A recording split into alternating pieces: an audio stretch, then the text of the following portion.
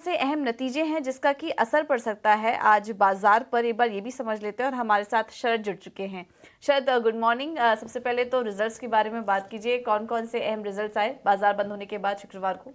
जी बिल्कुल, good morning पूजा। तो overall देखें तो रिलायंस के नतीजे जो है largely inline set of numbers देखने मिले हैं। और रिलायंस जियो की बात करें तो यहाँ पे भी almost inline set of numbers आए हैं। एआरपीयू का आंकड़ा ऑलमोस्ट 180 रुपीज़ 50 पैसे रहा है। कोटक बैंक की बात करें तो overall good set of numbers आए हैं। हालांकि थोड़ी सी जो है आप कह सकते हैं एसेट क्वालिटी जो है वो थोड़ी बिलो एस्टिमेट ज़रूर आए हैं।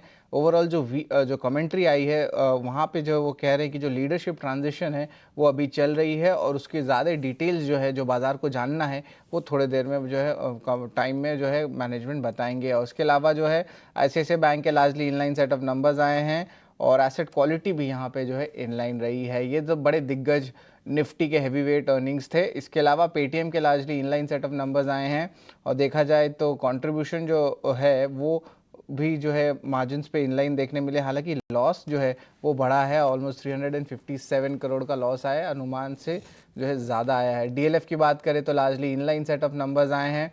वेदांता में थोड़े वीक सेट ऑफ नंबर्स आए हैं और इसके अलावा जो है बाज़ार में एक कंसर्न भी है डिविडेंड पे आउट के लेकर, वहाँ पे थोड़ी प्रेशर देखने मिल सकती है। जो बैंक्स हैं वेदांता को जो लोन देते हैं तो इस पे जो है इम्पैक्ट ज़रूर पड़ेगा, नेगेटिव है। आईजीएल के जो है वीक नंबर्स देखने मिले हैं और जो वॉल्यूम ग्रोथ आई है वो भी एनालिस्ट एस्टिमेट से कम आए हैं। दोदला डेयरी की बात करें तो बहुत स्ट्रॉन्ग सेट ऑफ नंबर्स देखने मिले हैं मिल्क स्टॉक्स के। और ओवरऑल हमने पहले ईटी नाउ स्वदेश में कहा था कि जो मिल्क प्राइसेस है उसमें बढ़त देखने मिल सकती है। टीटागढ़ वैगन्स के बहुत स्ट्रॉन्ग सेट ऑफ नंबर्स आए हैं, रेवेन्यू डबल हो गया है।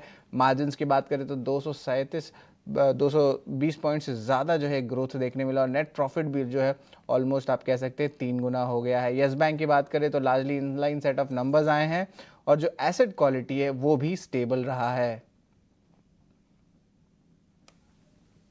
बहुत ढेर सारे नतीजे आए हैं और अहम नतीजे आए हैं जिनका कि असर आज आप मार्केट पे देखेंगे। तो ये कुछ रिजल्ट्स बताए। शरद, आप बने रहिए हमारे साथ, आपसे खबरों वाले शेयर्स भी समझेंगे।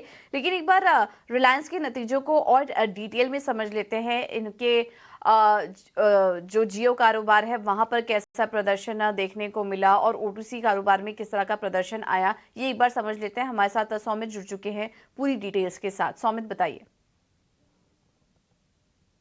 रिलायंस इंडस्ट्रीज के फर्स्ट क्वार्टर के नंबर अगर आप देखेंगे तो काफ़ी इनलाइन है एनालिस्ट एस्टिमेट्स के सामने। कंसोलिडेटेड बेसिस पे अगर आप देखेंगे तो कंपनी की जो एबिटा है उससे 1% नीचे आई है सिक्वेंशियल बेसिस पे, करीब 38,100 करोड़ के आसपास, और एनालिस्ट भी यही नंबर एक्सपेक्ट कर रहे थे। नेट प्रॉफिट नंबर अगर आप देखेंगे तो सिक्वेंशियल बेसिस पे 17% लोअर है और ये इसलिए है क्योंकि लास्ट क्वार्टर टैक्स इंपैक्ट कम था कंपनी के अकाउंट्स में और इस क्वार्टर पे वो नॉर्मलाइज हो चुका है, इसलिए करीब 16,000 करोड़ के आसपास का कंपनी का नेट प्रॉफिट नंबर आया।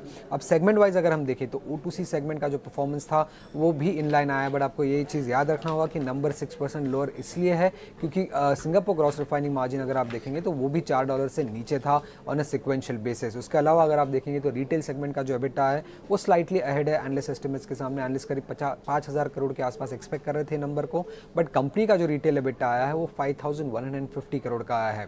गैस एक्सप्लोरेशन बिजनेस की अगर हम बात करें तो वहाँ का जो एबिटा है वो अराउंड 6% ग्रो किया है ऑन अ सिक्वेंशियल बेसिस, और ये इसलिए हुआ है क्योंकि वॉल्यूम्स फर्स्ट क्वार्टर में ज़्यादा थे।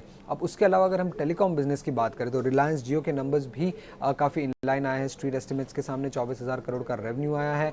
आरपू नंबर जो है वो 180.5 का आया है और सब्सक्राइबर बेस करीब 44.9 करोड़ का रहा है फर्स्ट क्वार्टर के एंड पे। अब याद रखिएगा ये 5th कंसेक्यूटिव क्वार्टर है जहाँ पे कंपनी की सब्सक्राइबर बेस ग्रो की है और सब्सक्राइबर बेस ग्रो करने के कारण ही अगर आप देखेंगे तो कंपनी की फाइनेंशियल्स ग्रो करे, क्योंकि कंपनी ने कोई भी टैरिफ हाइक नहीं लिया है और जितने भी हमें आरपू में ग्रोथ देखने मिल रहे हैं वो पूरा ऑर्गेनिक बेसिस पे है और सब्सक्राइबर बेस ग्रो करने के कारण कंपनी का ओवरऑल रेवेन्यू भी ग्रो कर रहा है। अगर हम सम अप करें कंपनी के सारे सेगमेंट्स को तो O2C सेगमेंट और टेलीकॉम सेगमेंट का रेवेन्यू और फाइनेंशियल्स इन लाइन है एनालिस्ट एस्टिमेट्स के सामने, और रिटेल और गैस एक्सप्लोरेशन बिजनेस की अगर हम बात करें तो नंबर स्लाइटली अहेड है एनालिस्ट एक्सपेक्टेशंस के सामने। ठीक है, तो कुल मिला के अच्छे नतीजे आए हैं। O2C और जियो के नतीजे अनुमान के मुताबिक, रिटेल कारोबार ने अनुमान से बेहतर प्रदर्शन किया है। तो अगर एस्टिमेट्स पे चले तो कुल मिलाकर सम अप करें तो अच्छे नतीजे हैं। इसका रिएक्शन हम देखेंगे आज बाजार पर, और इसके अलावा कुछ ही देर में ब्रोकरेज हाउस की रिपोर्ट्स क्या कह रही हैं रिलायंस पर, ये भी हम आपके सामने रखेंगे।